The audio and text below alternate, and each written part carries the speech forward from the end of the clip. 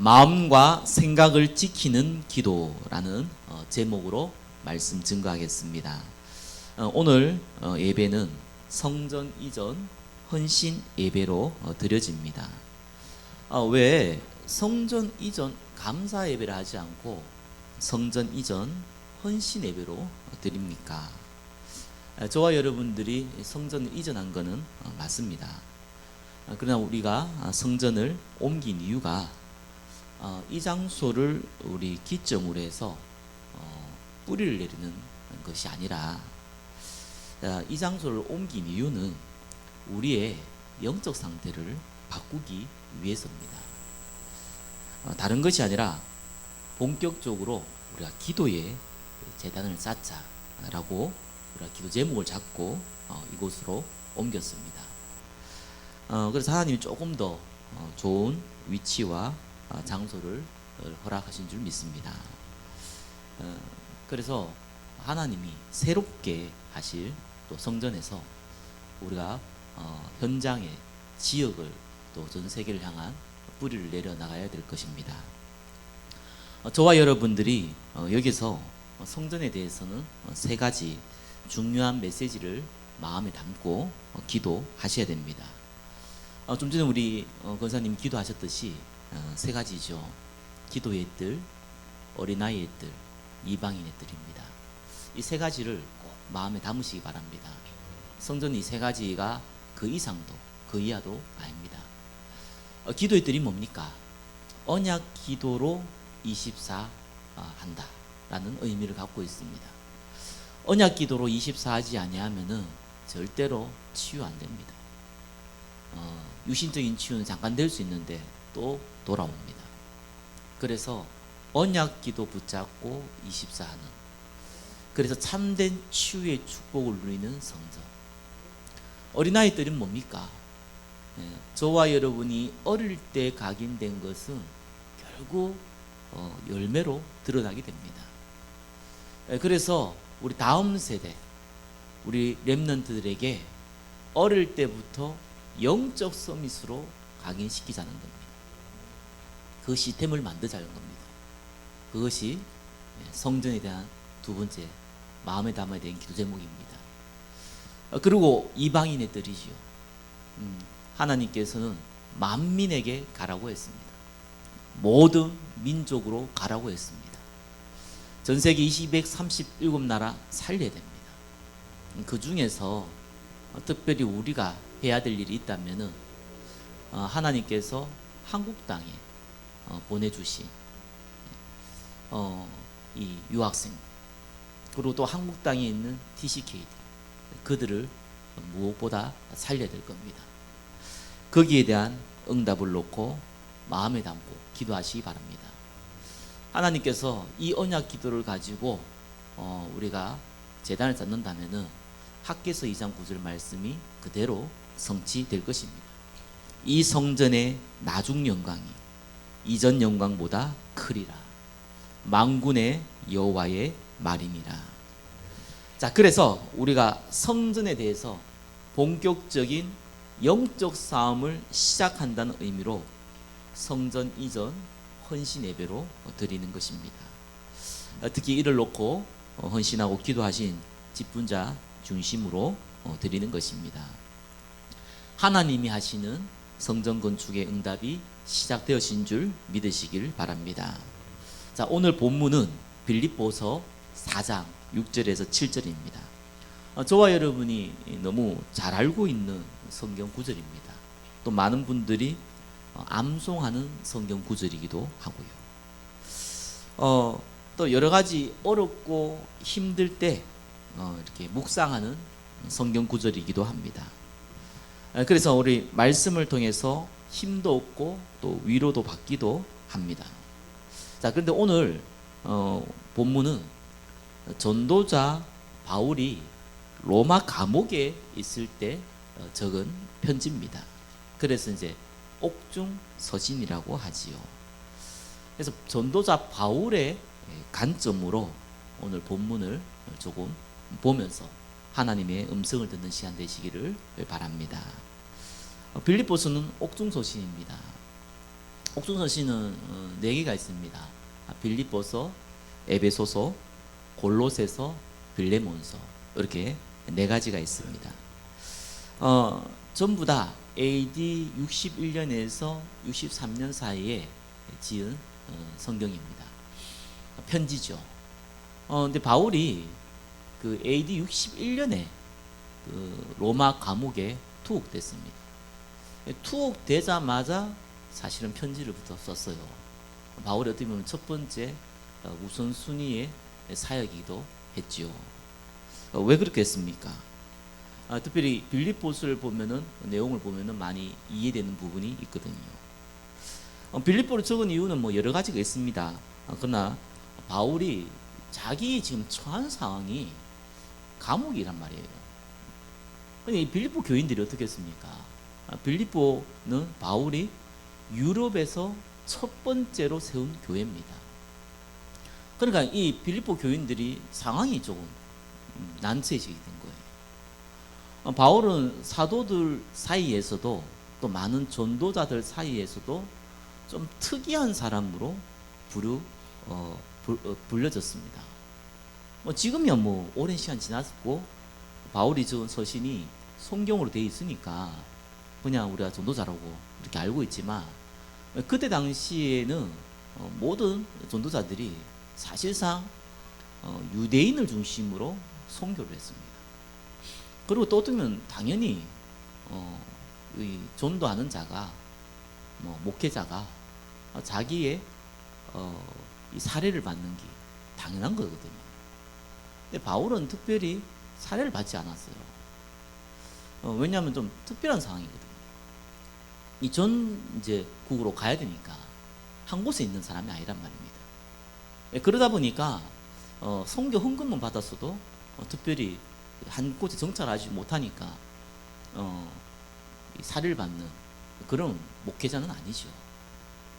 그러다 보니까 좀 특이하다고 많이 불렀죠. 그리고 다른 사도들은 예수님이 공생애 때 같이 있었던 제자들이거든요. 근데 바울은 예수님이 공생애 때 같이 있었던 사람이 아니에요. 그래서 많은 사람들이 자칭 사도다, 자기 스스로 사도라고 얘기하는 사람이다 라고 이렇게 쫑꼬를 주는 그런 사람이기도 해요. 근데 바울이 굉장히 큰 역사를 일으켰거든요. 그러니까 그 모든 전도자들이 다 안단 말이에요. 모든 지도자들이 다 알고 있어요. 그걸 무시할 수 없는 거예요. 근데 바울이 감옥에 갇혔단 말이에요. 자, 이러니까 바울을 좀 시기했던 사람들이 그거 봐라, 괜히 열심만 내려가지고 결국은 저렇게 감옥에 잡혀가지고 복음도 못 전하고 저러고 있지 않냐, 이렇게 얘기한 사람도 있었단 말이에요. 특별히 빌립보 교인들은 바울을 통해서 복음을 받았기 때문에 이 자기의 지도자란 말이에요.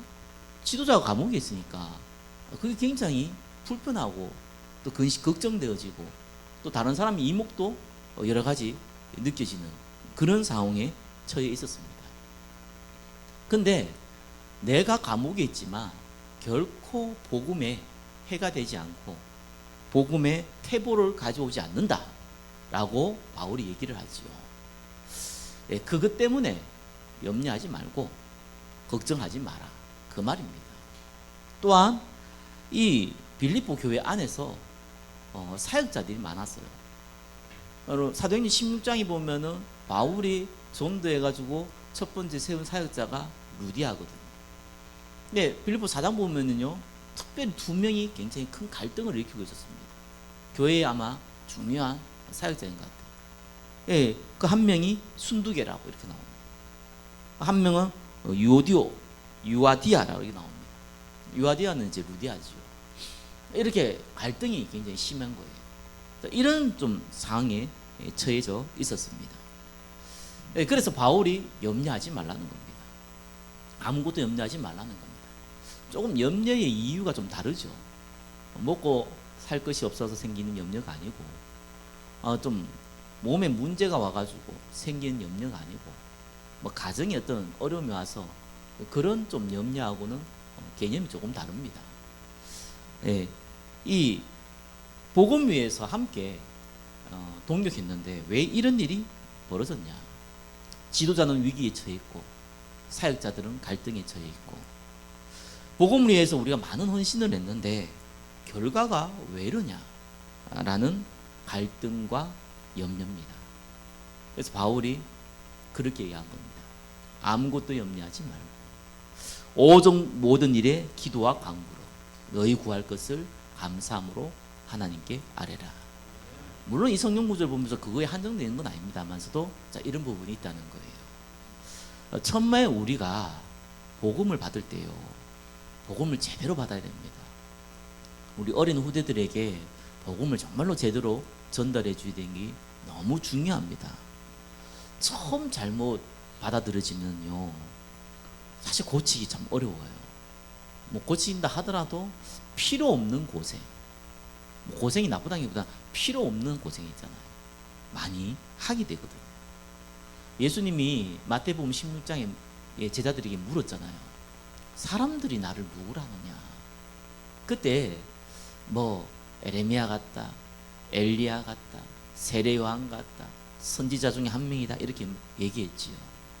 그때 예수님이 그러면은 너희는 나를 누구라느냐 이렇게 물었잖아요. 그때 주는 그리스도시요 살아계신 하나님의 아들이십니다, 이런 고백했거든요. 무슨 말입니까? 많은 사람들은요 기복주의 생각을 갖고 있어요. 그래서 신앙생활을 제대로 하고 열심히 하면은 육신적으로 많은 응답이 온다, 부자가 된다, 뭐 건강해진다, 자녀들이 성공한다, 이런 생각을 많이 하고 있어요. 물론 틀린 얘기는 아닙니다만서도 그것이 굉장히 신앙생활의 기준이 되어 있는 분들이 많습니다. 많은 사람들이요 율법적인 생각을 갖고 있어요. 신앙생활은 방탕한 생활을 접고 도덕적으로 윤리적으로 깨끗하게 사는 것이다, 이렇게 생각하고 있습니다. 물론 맞는 부분이 있습니다. 그렇죠? 또 많은 사람들이요 박애주의 생각을 갖고 있어요. 교회는 가난하고 어렵고 힘든 사람을 돕는 것이다. 그래서 우리가 거기에 동참하는 것이다. 그것이 예수님을 닮아가는 것이다. 이렇게 생각하는 사람이 많아요. 또 많은 사람들은요 신비주의 생각을 갖고 있어요. 신앙생활 잘한다는 것은 하나님의 능력을 체험하는 것인데, 이런 영적인 것을 유신적으로 체험하는 것이다, 이렇게 생각하고 있지요.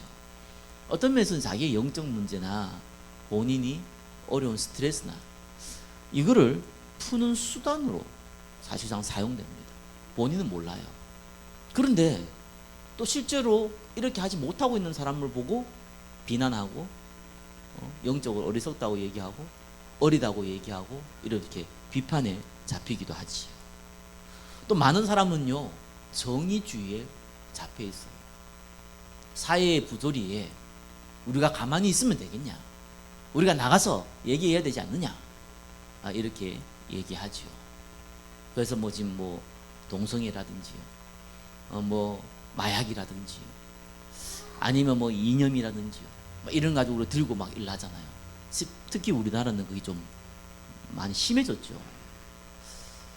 저는 막 이렇게 목회자들이나 성도들이 밖에 나가가지고 막 얘기하는 거 있잖아요. 그는 여러 가지 생각을 가지게 되더라고요. 그게 맞다 틀렸다에 떠나가지고 정말 조금 지혜가 필요할 텐데, 저는 좀 다르게 보거든요.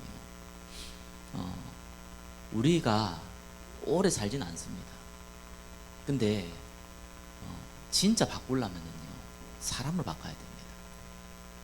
저는 우리나라의 한국 정치에 여당이든지 야당이든지 우파든지 좌파든지 거기에 다 우리 랩런트들이 들어가야 된다고 생각합니다. 그러니까 랩런트 키워서 그거 넣어야 돼요. 그래야지 사회가 바뀌어요. 그래야 국가가 바뀌어요. 밖에 나서 아무 들어봤자 아무 소용없어요. 결국 그것이 교회 욕하는 걸로 바뀌어버려요. 참 지혜가 없죠. 불교계나 천주교는요 오히려 그런 식으로 안 합니다. 오히려 신사적으로 합니다. 오히려 이 기독교인들이요 너무 그냥 불신자가 보더라도 막무가내식으로 그것도 틀린 정보 가지고 막 떠들면은요 의도는 좋아질지 몰라도요, 전 세계 욕으로 얻어먹습니다. 그래서 사는 사람들이 어떤 분은 이런 생각을 많이 갖고 있거든요. 또 어떤 사람들은요, 인본주의 생각을 많이 갖고 있습니다. 많은 분들이. 똑똑한 사람들이 앞에 서서 교회를 전문화시켜야 된다. 세계는 21세기, 22세기를 달려가고 있는데 교회는 19세기에 머물러 있다. 시스템도 그렇고 뭐도 그렇고 이런 얘기 많이 합니다. 일정 부분 맞는 말입니다. 그러나 복음의 본질이 그게 아닙니다. 원래 기복, 율법, 박애, 신비, 정의, 인본은요, 교회에서 안 가르쳐줘도요, 그런 생각은 세상에서 알려주기 때문에 어느 정도 다 갖고 있어요. 근데 교회 와가지고요, 그걸 강조한단 말이에요. 목사가. 또 성도가 그걸 듣는단 말이에요. 그러니까 자기 생각은 맞는 거예요. 그러니까 어떤 일이 벌어집니까? 그거에 자기 인생을 거는 거죠. 그래서 어떤 내용이 전달되어지고 받아지는 것은 굉장히 중요한 부분입니다. 잘못 복음이 각인되어지면은요, 틀린 복음이 각인되어지면은 바꾸기도 어렵지만 정말로 필요 없는 고생이에요. 정말 팔다리가 부러지고요, 머리통이요, 죄송합니다, 머리통이라 그랬어요. 머리가 아장이 나고 큰 질병 걸리고 큰 가정의 문제 터뜨려지고, 그래야 바뀝니다. 그것도 잠시요. 그래서 하나님께서 우리에게요, 다른 걸 주신 게 아니고 복음을 주셨습니다. 정의주의가 아니고요, 박애주의가 아닙니다. 그래서 베드로가 주는 그리스도시요 살아계신 하나님의 아들이십니다, 이 얘기했을 때 예수님이 그렇게 기뻤던 겁니다. 바요나 시모나, 네가 복이 있다. 이거를 네게 알게 하는 이는 혈육이 아니다. 하늘에 계신 너희 아버지다. 그렇죠? 네가 땅에서 매면 하늘에서도 맬 거고, 네가 땅에서 풀면 하늘에서도 풀리시라. 그리스도란 말이 무슨 말입니까? 인간이 절대로 해결할 수 없는 문제를, 그 근본 문제를 해결하셨다는 그 말이에요. 인간 해결할 수 없는 문제가 뭡니까? 그러면서 인간이 반드시 해결해야 되는 문제는 뭡니까? 그게 성경은요, 하나님 떠난 문제라고 나와 있습니다. 그거는 반드시 해결해야 되는데 반드시 그 누구도 해결할 수 없는 문제예요. 모든 사람은 태어나서 죽습니다. 한 사람도 예외 없습니다. 저 정신 나간 이만희는 안 죽는다고 떠들고 있는데, 최근 저기 인터뷰한 거 보니까 말도 못 알아듣더구만요. 기도 먹어가지고. 그래가지고 막 떠들고 있잖아요. 그 말에 빠져가지고 돌아다니는 그 보면은 그 수많은 사람들이 모이잖아요. 그 왜 그렇습니까? 간단해요. 영적 문제가 왔는데, 하나님 떠나가지고 문제가 와버렸는데, 정신이 이상해서 뿌렸는데, 사회생활 멀쩡히 하고 경제생활 멀쩡히 하고 가정생활 멀쩡히 하는데 마음과 생각이 이상해져 버렸거든요. 그러니까 영적 상태가 그쪽으로 빠져버리는 거예요. 그리스도께서 오신 이유가 뭡니까? 하나님 떠나서 사단에 잡혀서요, 운명과 사주팔자에 살다가 영원한 지옥 가는 거예요. 그게 인생입니다. 그 문제를 해결해야 됩니다. 그것 때문에 예수님이 오신 거예요. 인간은 영적으로 죽었어요. 태어날 때부터. 하나님 못 만난단 말이에요. 죽음이라는 것은 소멸됐다는 말이 아닙니다. 죽음이라는 것은 영혼과 육신이 분리됐다, 이 말이 아닙니다. 그건 육신적인 죽음이고, 진짜 죽음은 뭡니까? 창조하신 하나님을 만날 수 없는 상태입니다. 그게 죽음이에요.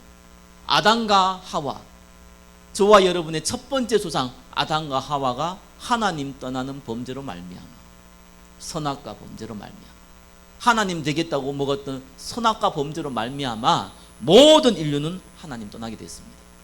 그걸 보고 죽음이라고 합니다. 그래서 죄는 따라오는 거예요. 우리가 짓는 모든 죄는 하나님 떠나서 오기 때문에 따라오는 거예요. 진짜 죄는 하나님 떠난 죄입니다. 그걸 원죄라고 그럽니다. 그러니까 우리를 넘어뜨린 사단이 우리의 주인 행세를 하면서 우리를 지옥으로 끌고 가고 있단 말이에요. 그걸 보고 운명이라고 합니다.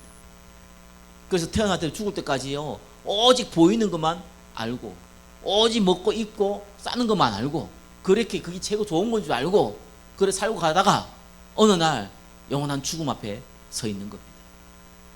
죽어서 소멸되면 좋겠죠. 차라리. 근데 성경 그렇게 나와 있습니다. 한 번 죽는 것은 정하신 건 일이요 그 이후에는 심판이 있다.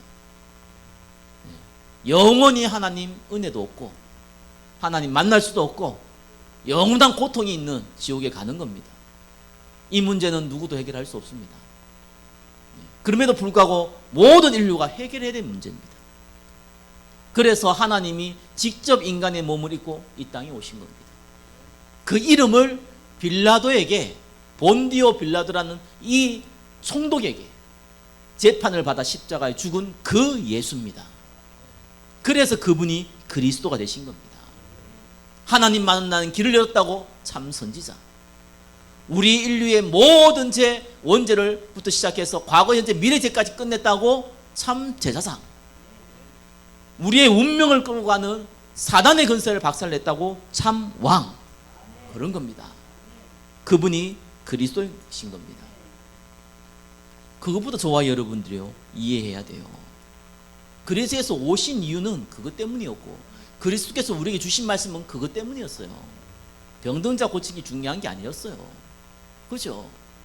아니 죽은 자 살린 게 중요한 게 아니었다니까요. 왜? 또 죽을 거니까. 그게 중요한 게 아니었다니까요. 오병이어의 기적을 일으킨 게 중요한 게 아니었다니까요. 많은 무리들이 그것 때문에 따라왔는데 예수님은요 육은 무익하니 그죠? 살리는 것은 영이라고 얘기했습니다. 그 얘기를 하려고 했던 거예요. 그래서 예수님이 십자가에 죽을 때 다 도망간 이유가 뭡니까? 육신적인 걸 다 원했기 때문에. 그래서 예수님이 부활하시고 나서 제자들을 만나고 한 얘기가 하나님 나라입니다. 그때서야 눈이 뜨인 거죠. 왜요? 예수님 따라다니면 잘 먹고 잘 살고 한 자리 할 것 같으니까 그것 때문에 왔는데 예수님 십자가에 죽을 뻔에 다 도망가 버리잖아요. 그게 없어지니까.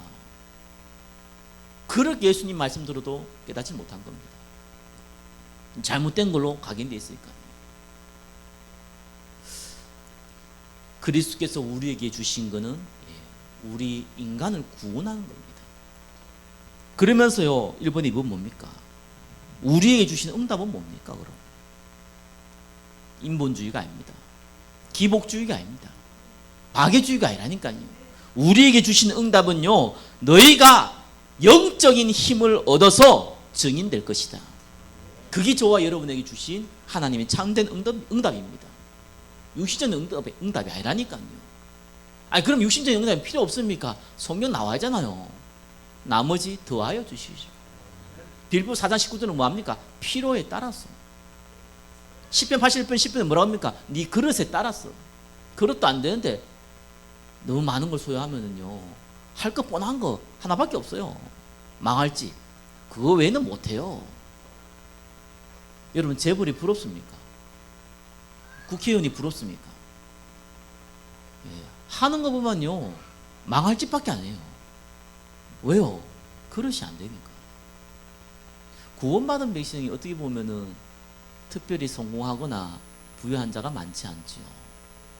저나 진짜 하나님의 은혜라고 봅니다. 이 땅에 정말 빛과 소금이 되려니까요 너무 그릇이 안 돼요. 영적인 축복을 받았는데 육신을 담을 수 있는 그릇이 안 돼요. 그래서 하나님 잠시 미루는 겁니다. 나머지는 하나님께서 때에 따라 줄 거니까요. 그렇죠? 그러면 오직 성령 받아 오직 증인되는 유일한 통로가 뭡니까? 방법이 하나님 나라. 불신자는 알아듣지 못하는 얘기고요. 구원받은 백성들도요 사실 알아듣기 어려운 나라가 어려운 말이 하나님 나라입니다. 왜요? 안 보이는 거니까요. 아직 오직 성령 충만하고 증인되는 건 어떤 면 좀 보이는 것도 있잖아요. 힘도 생기고 그죠. 나를 통해서 복음이 증거되어지고 이건 또 보이기도 한다고요. 약간은. 근데 이게 하나님 나라는 진짜 안 보입니다. 주위에 바퀴벌레가 울거리면요 분명히 더러운 병균들을 옮깁니다. 하나님 나라가 뭡니까? 반대로 사단의 나라잖아요. 사단의 나라는 뭡니까? 이 마귀가 나의 실제적인 주인 되어 있으니까 주위에 악령들이 다 모여드는 거예요. 그걸 보고 사단의 나라. 하나님 나라는 뭡니까?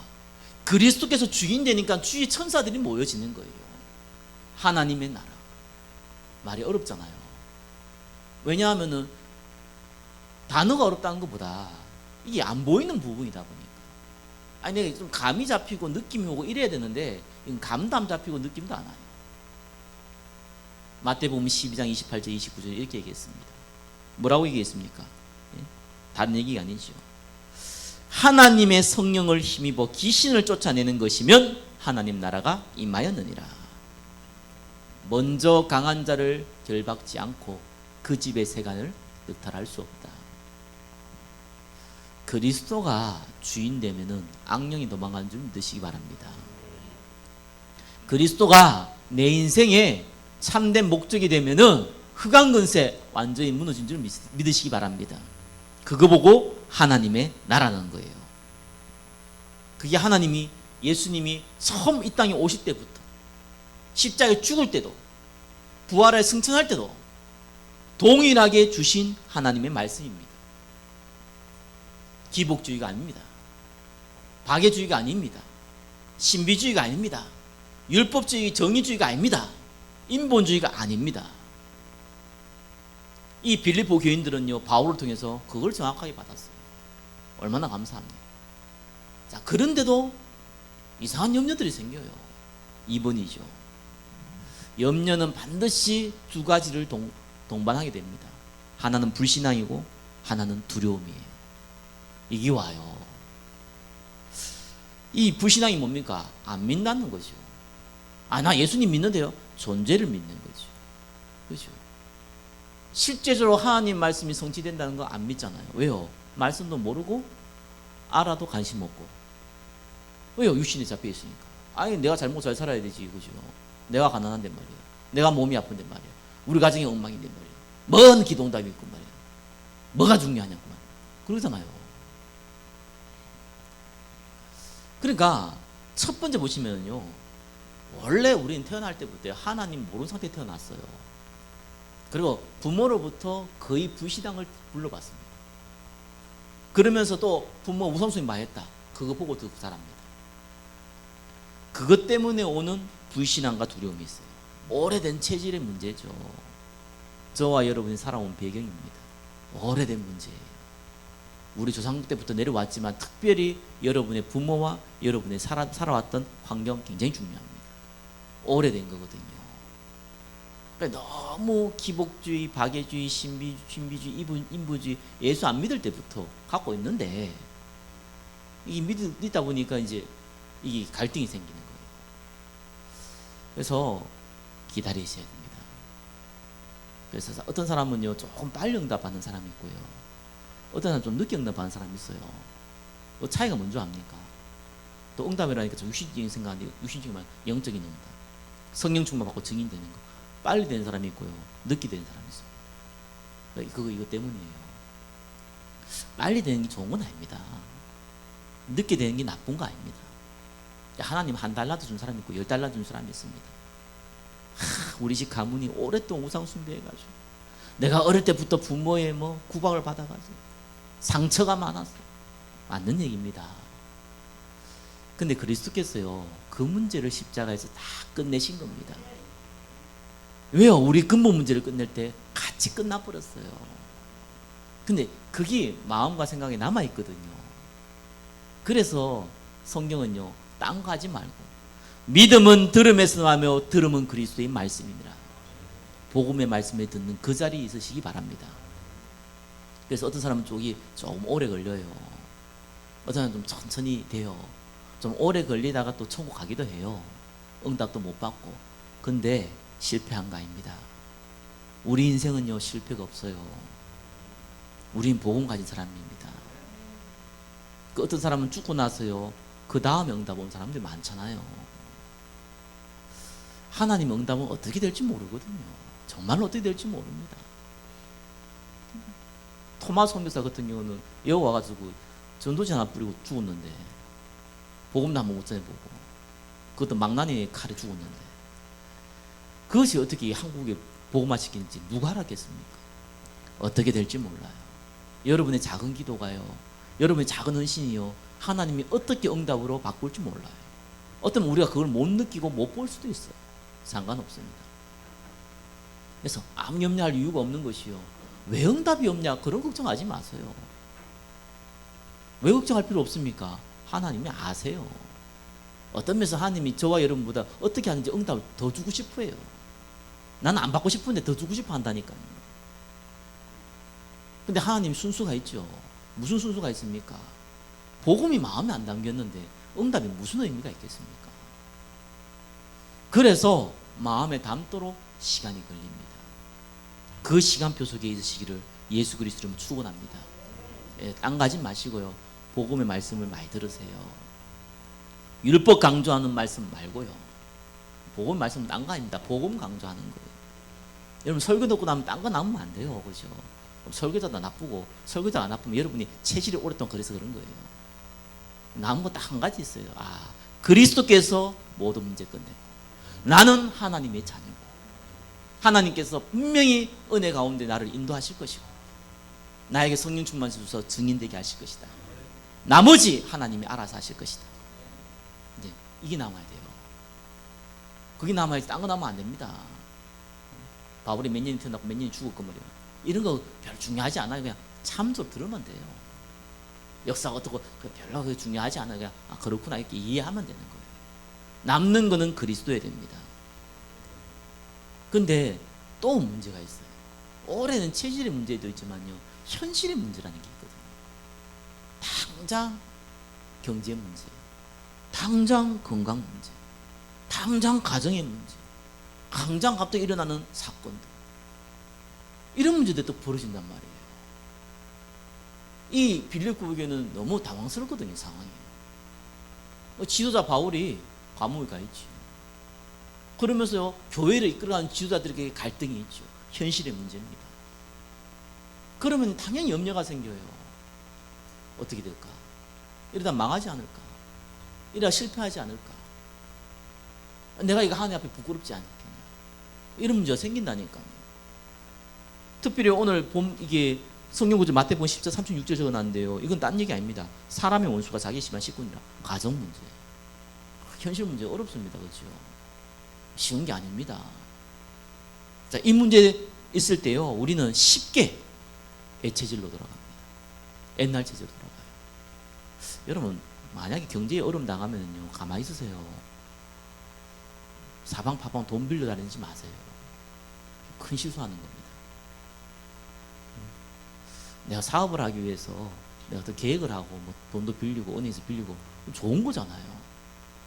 갑자기 뭐 돈 없다고 해서 뭐 막 빌려 돌아다니면요, 돈도 안 구해질 뿐만 아니라 자기도 모르고 완전 불신앙 속에 빠질 뿐입니다. 하나님이 아십니다. 저와 여러분 불신자가 아니에요. 망하도록 만들어 놓은 인간이 아니에요. 절대로 하나님은요, 저와 여러분을 축복하고 보호하십니다. 그래서 가만히 있어야 돼요. 당황스러운 일이 벌어졌을 때 고객님 당황하셨습니까? 할 때 가만히 있으셔야 돼요. 딴 가지 마시고 가만히 있으셔야 돼요. 하나님 말씀부터 봐야 돼요. 그래서 이런 현실적인 문제가 벌어지기 때 우리가 불신앙하거나 예체질로 돌아가기 쉽거든요. 그래서 뭐합니까? 언약 기도 속에 있어라. 오늘 읽었던 말씀이죠. 아무것도 염려하지 말고 오직 모든 일에 기도와 간구로 너희 구할 것을 감사함으로 하나님께 아뢰라. 왜 감사하라 그럽니까? 상황이 감사한 건 아니잖아요. 여러분 질병이 있는데 경제가 어려운데 그게 어떻게 감사한 겁니까? 그거 보고 감사한 그게 정신질환자지. 그게 어떻게 감사한 겁니까? 그걸 보고 감사하는 게 아닙니다. 그러나 하나님의 계획 속에 그게 있다는 거예요. 절대로 그것 때문에 망하지 않는다는 거예요. 그러나 하나님께서 이것 통해서 하나님의 가장 선한 일을 이룰 거라는 겁니다. 그 선한 게 뭡니까? 하나님 증거를 주실 거예요. 그죠? 정말 전도성계 유익하게 만드실 거고요. 하나님 피할 길도 주실 것이고 응답도 주실 거란 말이에요. 그걸 알기 때문에 감사라는 거예요. 그러면서 구하라는 거예요. 그때 하나님이 구한 대로 주겠다고 얘기한 게 아니라 너희의 마음과 생각을 지키시리라. 너희의 마음과 생각이 뭡니까? 예수님 처음 주신 말씀, 주는 그리스도시여 살아계신 하나님 아들이십니다. 이 고백할 때 예수님 기뻐해서 던졌던 말씀, 예수님이 오신 이유에 대해서 주신 말씀, 그죠? 우리는 흔하게 문제 생겨버리면요, 내가 좀 복음 위에 살아봐야겠다, 내가 정말 기도해야겠다, 이렇게 하다가 이거 싹 다 까먹어버려요. 전도 선교냐, 내가 지금 내 발등이 불 떨어졌는데. 이거 완전히 옛날 체질 돌아가거든요. 마음과 생각을 지킨다는 말이 무슨 말입니까? 나는 전도자다, 나 안 망할 것이다, 걱정하지 않는다. 착하지 말아야 될 것이요, 내 마음이 편안해지고 이런 거는요, 그럴 수 있어요, 하나님 은혜 주시면은 또. 근데 그렇지 않습니다. 두 가지 마음 항상 같이 생겨요. 언약 기도하면은요, 두 가지 마음이 생겨요. 하나는 불안함 그대로 있어요. 하나는 또 뭡니까? 하나님께 하실까 믿음도 있어요. 이 두 가지 같이 생깁니다. 그게 정상입니다. 어떤 사람 얘기하기를, 기도하면은 하나님 마음 다 근심도 없어지고 마음 편안해진다, 이렇게 얘기하더라고요. 쏙지 마세요. 사기꾼이에요. 이상한 소리, 자기도 경험 못한 걸 남들한테 얘기하고 있고, 그 경험도 없고 보면 약간 좀 모질해, 사람이 약간. 진짜 약간 모질하더라니까. 보니까 천하태평이라. 원래 체질이 그래. 불신자도 천하태평이 있습니다. 저는 그런 사람도 몇 사람 만나봤거든요. 와, 회사 일을 하는데 정말 일 개판을 해가지고요, 욕 바지게 먹는데 쉬고 있어요. 괜찮다면서. 뭐 이럴 수 있지. 그러면 안 되잖아요. 남이 그렇게 다른 사람이 보고 그럴 수 있지 이래야지, 자기가 그거 보고 그럴 수 있지 이러면 어떡합니까 거기. 그럼 하나님 평안이 그 임한 겁니까? 그런 사람도 있더라니까요, 내 말은. 그렇지 않습니까? 두 가지 같이 있습니다. 마음과 생각을 지킨다는 것은요, 다른 것도 있다는 거예요. 불안한 거, 두려움이요. 그러면서 뭐합니까? 하나님께서 원래 주신 전도자의 사명, 원래 주신 그리스도께서 오신 이유, 나의 신분, 건세, 그 생각이 내 마음에, 머리에 떠나지 않는다는 겁니다. 네 마음과 생각을 지킨다 그랬거든요. 그래서 언약 기도 속에 있으시기를 예수 그리스도 이름으로 축원합니다. 또 세 번째입니다. 신뢰하는 사람을 통해 오는 불신앙과 두려움. 이 빌립보가 겪었던 바울 같은 경우죠. 이분이 바울을 막 무시해가지고 바울 때문에 상처받아서 그런 게 아니잖아요. 근데 바울의 상황이 처하니까 정말 하나님 계신데 어떻게 이럴 수 있냐, 이런 불신앙. 또 제가 처음에 얘기했듯이 내가 정말 믿을 만한 사람이었고 존경하는 지도자였는데 저 사람의 안 좋은 모습을 봤어. 정말 저 사람의 악한 모습을 봤어. 그때 오는 상처, 낙심 있습니다. 그러면 쉽게 진짜 완전 옛날 체질이 아니고요, 불신자로 돌아가 버려요, 까딱하면은. 그래서 우리에게 하나님이요, 사도행전 1장 14절 지속할 시스템을 만들어라는 거예요. 지속할 시스템이 뭡니까? 내가 그리스도를 지속적으로 바라볼 수 있는 시간과 장소, 체질화 시키라는 말입니다. 그 속에 있기를 정말 예수 그리스도로 축원합니다. 세 번째, 하나님이 지키시는 마음과 생각입니다. 그죠? 감사하는 이유는요, 불신앙을 막아요. 감사 이유를 알아야 될 거 아닙니까? 예? 내가 이 문제 때문에 감사한 게 아니고 이 문제를 통해서 하나님이 주실 응답을 알기 때문에 감사하는 거예요. 그 믿음의 고백이 저와 여러분의 불신앙을 막아버립니다. 참 성령이 역사죠. 마음과 생각을 지키는 건요, 정말 성령이 역사입니다. 우리의 불안함과 두려움은 그대로 있는데 동시에 마음과 생각을 지키세요.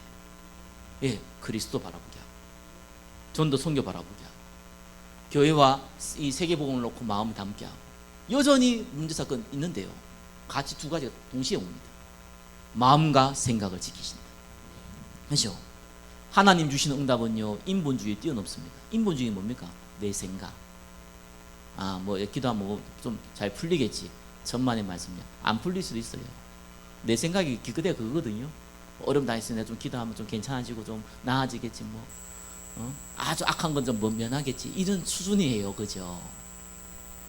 이삭은요, 우물 파러 갔는데 분명히 아버지 통해서 봤던 이 우물을 자기가 팠는데, 그때 당시에는 우물이 있으면 부자거든요.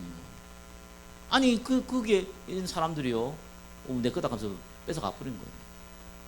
그러면은 이삭은요, 여러분 알다시피 족장입니다. 자기 밑에 종들이 많아요. 아브라함이 가병이 318명이었어요. 그걸 그대로 물려받은 사람이에요. 싸워도 얼마든지 이길 수 있어요. 안 싸웠어요.